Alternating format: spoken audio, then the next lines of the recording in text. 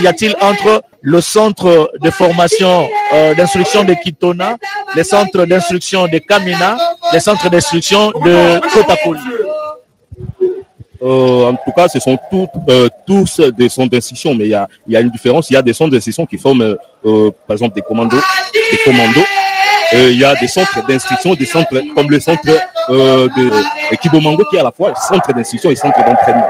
Donc, c'est un peu ça, mais il y a d'autres centres d'instruction, comme les centres d'instruction de Moura, donc qui forment au Katanga, à Likasi. Donc, c'est un peu ça, mais à part les centres d'instruction aussi, il y a des écoles d'application, des écoles de spécialité. Donc, ces jeunes, après, ils auront ce qu'on appelle dans l'armée une arme. Donc, chaque jeune aura une arme à lui, un fantassin, un blindé.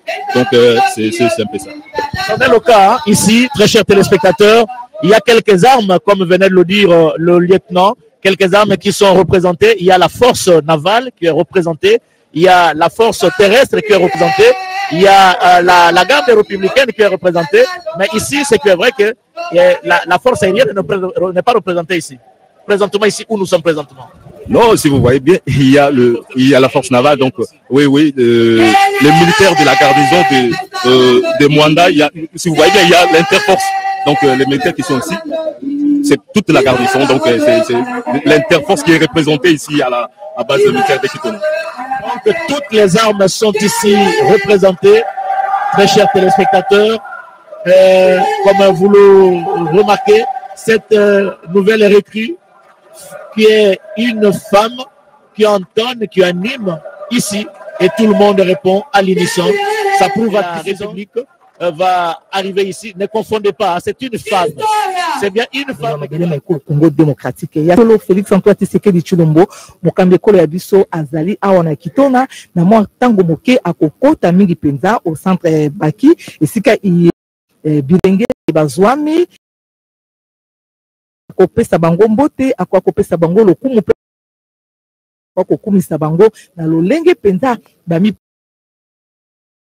na tina na botomboli mingi ekolo ya biso na bosaleli ekolo ya biso na nzela ya senase ya bendele pona kubunda itumba na bobengani bongo banguna ye ekolo Rwanda o bazali kokotisa tango inso yiki o bazali kosala yauli na mabele ya République démocratique ya Congo kasi baye bate suka isi ko belema pamba te likambo nyonso ezalaka na suka na yango ekolo Congo démocratique ezali ekolo oyo nzambe apesa biso ba congolais kasi ezali tete na mopaya moko aya kosala mbilinga aboto la biso ndambu ya mabele ya ekolo ya biso likambo lina likosale masoki mokete na ndaye oyo mokambi ekolo Félix Antoine Tshisekedi Tshilombo alapaki na loleko ye azali kokamba ekolo Congo démocratique akopesa nzela soki mokete na ekolo ya bapaya pona koya kodondwa to pena koya kobimisa miso pona kobotola mabele na ekolo ya biso ayebisaki ya solo ete mapinga bakotelema mpe bazali kotelema tango nyonso FRDC ezali kopusa mosika batomboki lokola mpe banguna balingi kosala yiki mabele na République démocratique ya Congo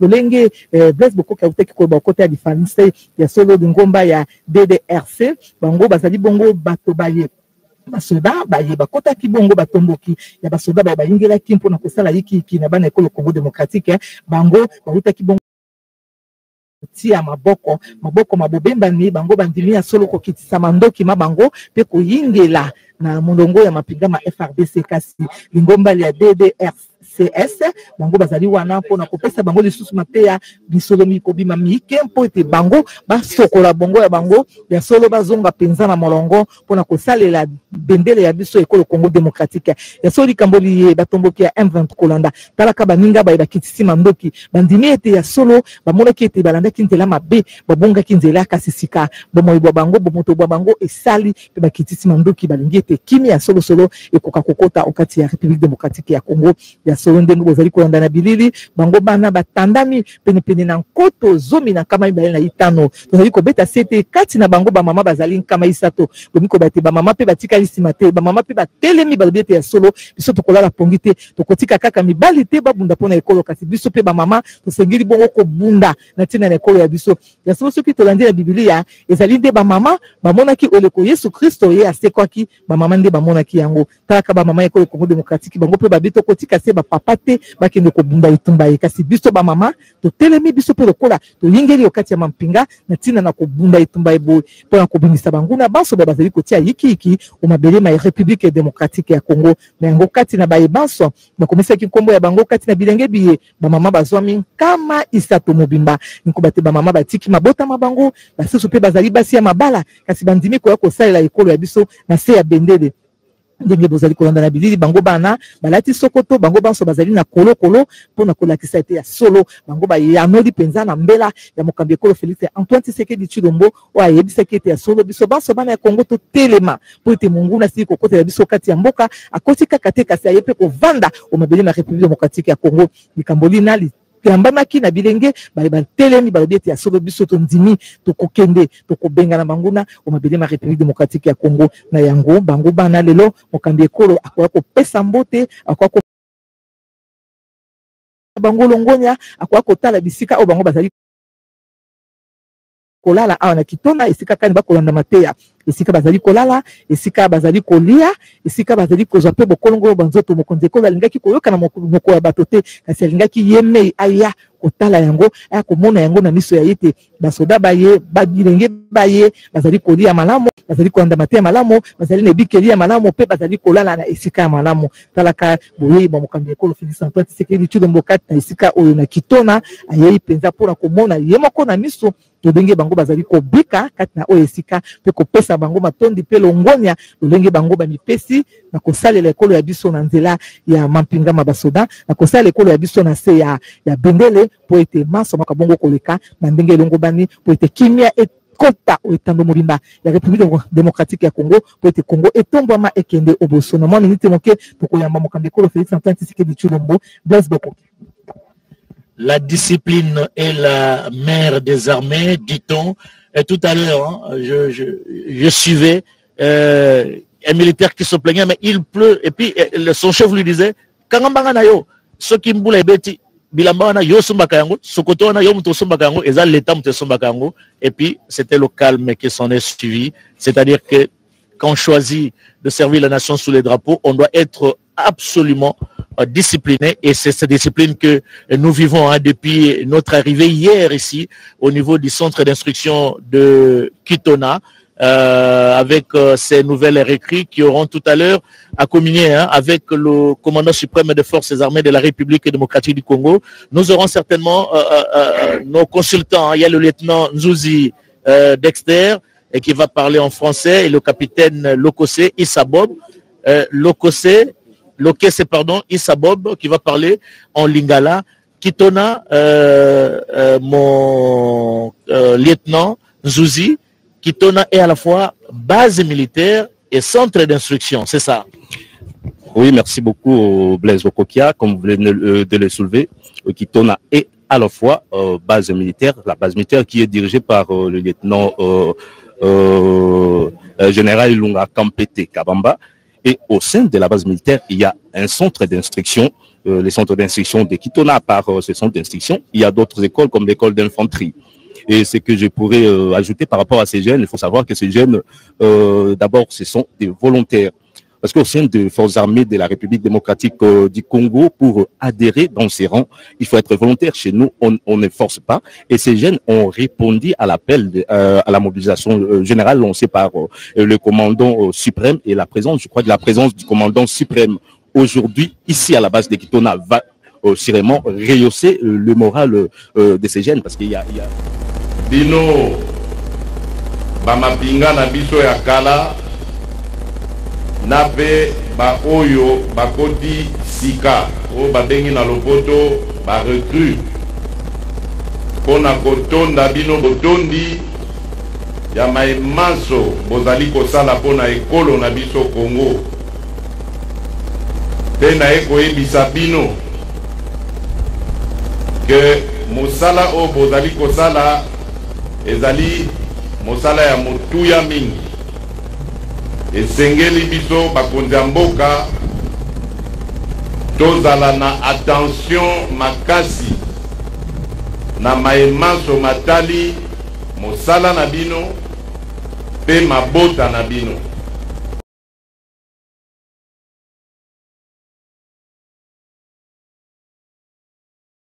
ete soki mabota na bino ezali malamu te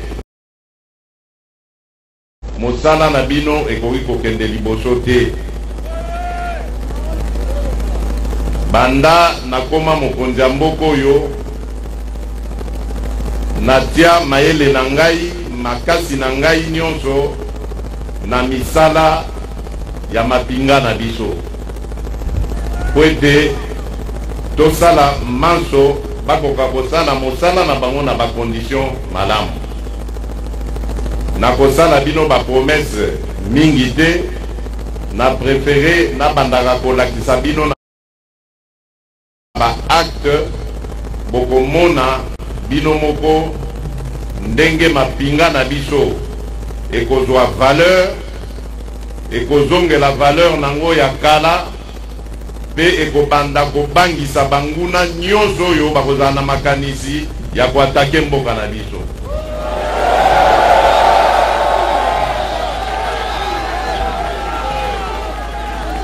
Bana mboka bozali wana ndenge na lobi pona kobatela ekolo, kobatela bana ekolo, bana mboka Congo. Basakani na Congo mingi bambula nyonso oyo. Nyonso wana po mapinga na biso ezalaki désorganisé, bazalaki kosala manso po moral ya bana mboka ya mapinga ezalaka toujours na se. Mais bomoni bino moko naza koloba siko na ba recrue d'après rapport nga na yoki bomoni changement banda boyambi o bayambaki bino pe tango nyonso ya séjour na bino ya formation awa baforme bino na bacondition malamu ndenge bayebisi ngai, menga moko nako suka kaka na wana te, nakoluka na mona bayike kati na bino o bako confirmer nga makambo wana. Sima na yango na okendo sala visite pona kotala bacondition na bacondition nini bozali kofandela, kolala, kolia te kosala mosala na bino. Nalingi boyeba te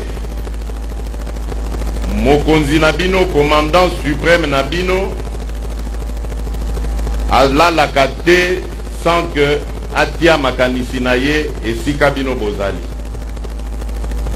Nazotia makanisi wana na bino po ete nayebi ke mboka na biso ezali na banguna ebele.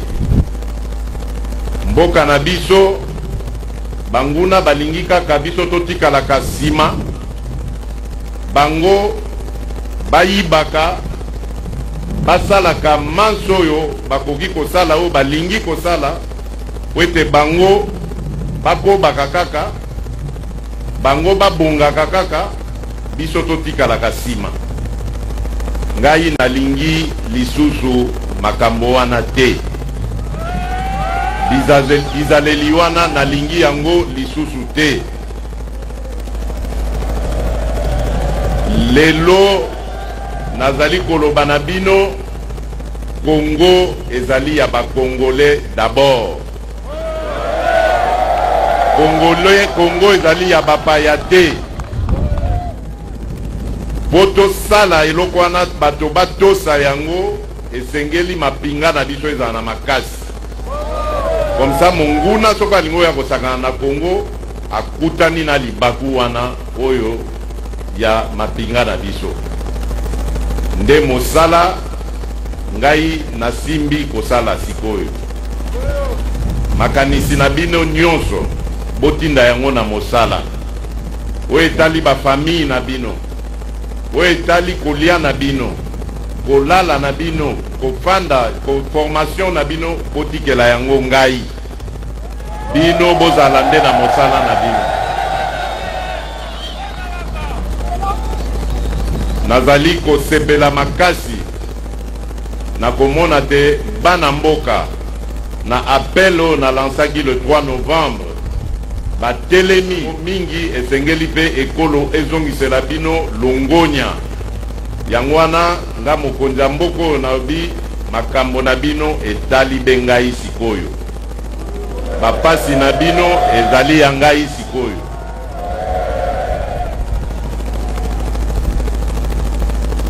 Bolandaki gouvernement etindaki loi oyo ya programmation militaire na parlement. Oyeba ko gérer yango de sorte que bana mboka mapinga bazala na ba condition malamu.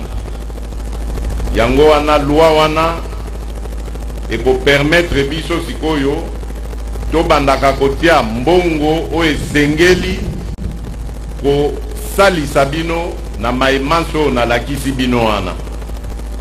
Likambo ya pasi, likambo ya kanai, likambo ya motema mabe koyiba mbongo ya ration ya ba soda ya mapinga, makambo nyonso wana ekosila abuo ya pona loi wana eko permettre biso tokoka koyeba maimanso bozali na yango tina tokoka pe kopesa bino na yango. Eko permettre pe bamboka oya bapaya o balingi biso o balingi kosalisa pe biso. Donc bomoni que loi wana ça fait des décennies, plus de 30, 40, 50 ans ezalaka susu te na mboka oyo. Tozongisi yango poto la kisabino que priorité na biso ezali kozala malamu na bino, ezali bolamu ya ba famille na bino.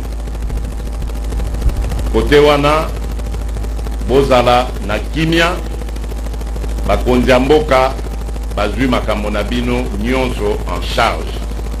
Ngana kosenga bino na mission na bino bisika nyonso oyo mission ekobengela bino, ezala na front, ezala na camp mususu, ezala kaka na patrouille partout oyo bokozala, discipline ezanga te. Botala congolais lokola monguna te, congolais oyo ya civil. Botala ye lokola ndeko oyo azali na besoin ya protection na bino. Bisika nyonso bokozala, soki bozana bitumba bokanisa Congo ekolo na bino, bomipesa mobimba, bozala na bobangi te, bozala na koboya te, kobanga kozala na ba hésitation. Po biso tozali wana pona kopesa bino makasi, pona kosunga mabota na bino, de sorte que bino mosala na bino ekobaka kaka.